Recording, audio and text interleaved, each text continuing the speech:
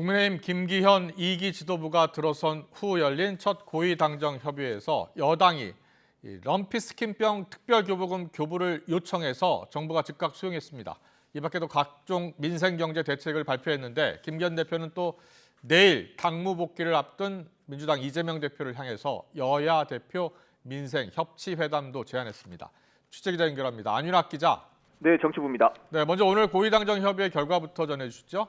네, 우선 국민의힘은 최근 발생하고 있는 럼피스킨 병과 관련해 긴급하고 신속한 대응이 필요하다고 지적하면서 관련 지자체에 신속하게 특별교부금을 교부할 것을 요청했습니다.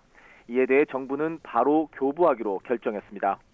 정부는 또 각종 민생 대책을 내놨는데 우선 김장철 도래 등으로 수급 불안정 우려가 큰 배추에 대해선 정부 가용 물량 2,900톤을 방출하기로 했습니다.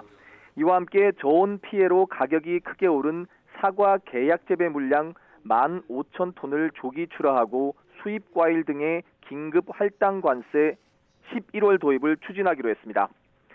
정부 여당은 최근 경제 상황을 함께 점검한 뒤 서민 장바구니 물가 안정 등 민생 부담 완화에 총력 대응해 나가기로 했는데요.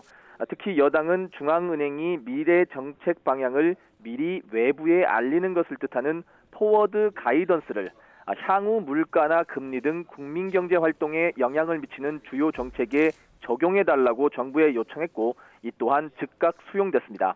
또 이스라엘 하마스 전쟁으로 초래된 국제 에너지 수급 대책도 논의했는데요. 정부는 현재 석유, 가스 비축량은 충분한 상황이라면서도 비축 현황과 유조선 운항 현황 등은 실시간으로 모니터링할 계획입니다. 그러면서 민관 공동 비상대응 체계를 가동해 수급 위기 단계에 따라 수입선을 다변화하는 등 다양한 조치를 시행하기로 했습니다. 이번 달 말 만료 예정이었던 유류세 인하 조치와 유가연동 보조금 지급을 연말까지 연장하고 인구 밀도가 높은 수도권 내 알뜰 주유소를 확대하기로 했습니다.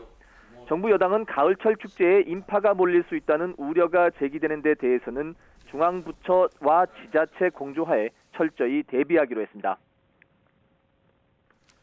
네, 그리고 오늘 회의에서 여야 대표 회담 제안이 있었다고요?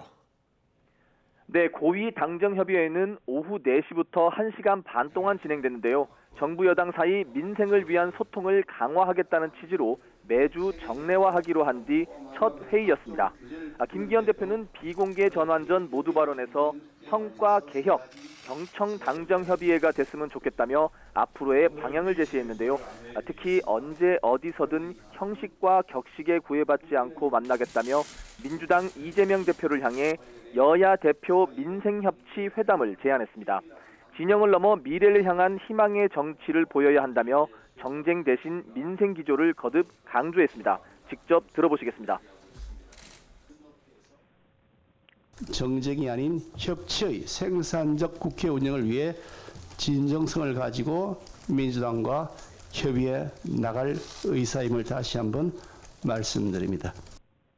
박정하 수석 대변인도 회의를 마치고 기자들과 만나 이 대표 당무 복귀에 맞춰 국민의힘이 먼저 변화하겠다고 강조했습니다.